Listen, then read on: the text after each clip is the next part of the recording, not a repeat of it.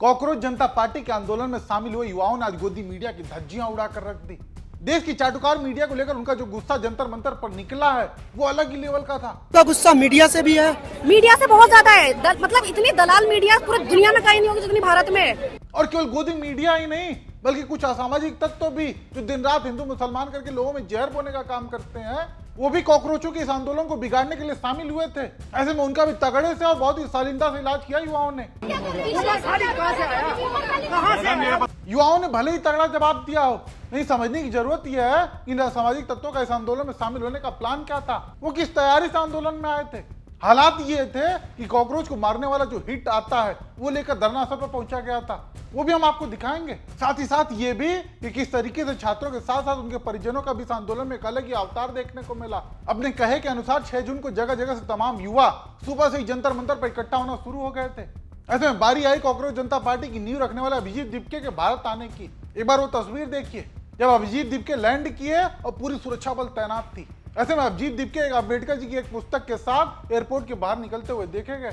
और इन सब के बाद बारी आई जंतर मंतर पर प्रोटेस्ट की परमिशन की, जो कि मिल तो गई लेकिन सवाल वहां भी खड़े हुए कि इतनी जल्दी परमिशन मिल कैसे गई। एक यूजर ट्वीट करते हुए लिखती हैं कि किसानों को 1 साल तक दिल्ली में घुसने की परमिशन नहीं मिली, पहलवान बेटियों को खदेड़ कर बाहर कर दिया गया, और तो और उन्नाव की रेप सर्वाइवर उनको 3 लोगों के साथ जंतर मंतर पर विरोध करने की परमिशन नहीं मिली, पर कॉकरोचों को तुरंत मिल गई बिना प्रायर इन्फॉर्म किए। किसे बेवकूफ बना रहे? यानी लोग प्रशासन की मंशा पर भी सवाल खड़े कर रहे हैं कि आखिरकार इतनी जल्दी अनुमति मिल कैसे गई। खैर परमिशन मिलने के बाद काफी संख्या में युवा जंतर मंतर पर इकट्ठा हुए और लगातार हो रहे पेपर लीक को लेकर शिक्षा मंत्री के इस्तीफे की मांग की। लेकिन इस दौरान भी जो अलग तस्वीर देखने को मिली वो थी कि कुछ पेरेंट्स भी अपने बच्चों के साथ धरना स्थल पर पहुंचे थे। ऐसे में उन्होंने मोदी सरकार को लेकर क्या कहा वो सुनिए। मैं अपनी बेटी को लेकर आई हूँ, अभी 13 साल की लड़की है, 9th क्लास में है, लेकिन मैं भी इस एजुकेशन सिस्टम से बिल्कुल बेकार एजुकेशन सिस्टम है। 8th क्लास में सीबीएसई ने अपना सिलेबस चेंज किया।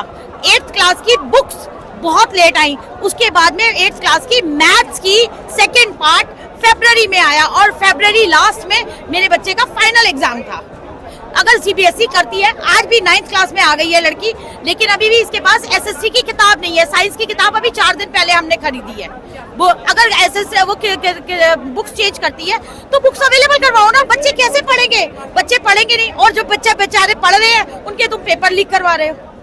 पेपर लीक ऐसे इतनी आसानी से पेपर लीक नहीं होते, नहीं होते। ये भारत सरकार, ये प्रधान जी जो है इनको हटाया जाए, इनकी जगह और कोई कैपेबल आदमी होगा बीजेपी में, ढूंढो ना, कहीं कोई कैपेबल होगा। मत तुम दूसरी पार्टी से लाओ, अपनी पार्टी से ही कोई कैपेबल आदमी लाओ।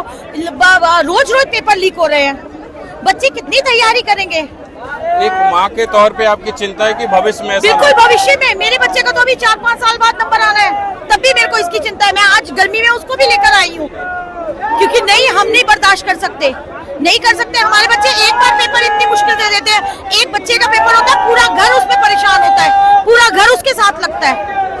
सुना आपने, पेरेंट्स भी देश के सिस्टम को भली बात समझने लगे हैं कि कैसे सिस्टम को खोखला किया जा रहा है, जिसके चलते युवाओं के भविष्य के साथ खिलवाड़ हो रहा है। खैर अब आपको वो भी तस्वीरें दिखाता हूँ जहाँ कुछ शरारती तत्व हिट लेकर युवाओं के इस आंदोलन को खराब करने पहुंच गए थे। हम भारत किस नेपाल बना दे, भारत में दंगा करे, भारत का माहौल खराब करे, भारत का छवि पूरे विदेश, पूरे इंडिया, पूरे विदेश में खराब करे, ये होगा नहीं, चलेगा वो नहीं। तो अभी प्रदर्शन तो शांतिपूर्ण ही हो रहा है और उनकी मांग है कि धर्मेंद्र प्रधान इस्तीफा दे और नीट में जो धांधली हुई है उसी का विरोध कर रहे हैं। बिल्कुल सही बात है, मैं कह रहा हूँ कि धर्मेंद्र प्रधान इस्तीफा दे। उससे पहले कांग्रेस पार्टी के जब सरकार थी तो मनमोहन सिंह को भी इस्तीफा देना चाहिए। इतने आतंकी हमले हुए, 26/11 हुए, और न जाने कितने, जब ट्रेन में उस वक्त के होम मिनिस्टर ने इस्तीफा दिया था। कहाँ दिया था? मनमोहन सिंह को देना चाहिए था। इससे पहले कांग्रेस सरकार में घटनाएं हुई, घोटाला हुआ, कितने लोगों ने इस्तीफा दिया। मैं अभी भी धर्मेंद्र प्रधान को कह रहा हूँ कि उनकी जिम्मेदारी निभाना चाहिए। तो यहाँ पर भी अगर कॉकरोच पार्टी ये चाहेगी कि हम सड़क पे उतरे, देश का माहौल खराब करे, देश में दंगा करे, देश की सरकारी संपत्ति को नुकसान करे और जेल में जाके, आप कह रहे हैं कि इसके पीछे कांग्रेस पार्टी का हाथ है इस प्रोटेस्ट के पीछे? कांग्रेस पार्टी नहीं, आम आदमी पार्टी। जो चाचा है वही भतीजा है, जो भतीजा है वही चाचा है। शक्तिमानी गंगाधर है। और तर्क सुना आप लोगों ने?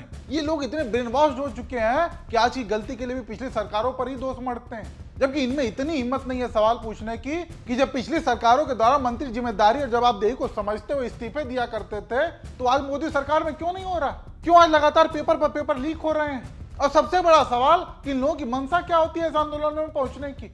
एक ये लड़की है जिसे दिन रात मुसलमानों के प्रति जहर उगलते हुए ही देखा जाता है। ये लोग अपना चेहरा और अपना एजेंडा चमकाने के लिए यहाँ भी पहुंच गए थे। एजुकेशन के लिए क्या बोल रहे हो आप? अरे उमर खालिद को सजा क्यों नहीं देते? फांसी क्यों नहीं देते? हमने आपके आप सजा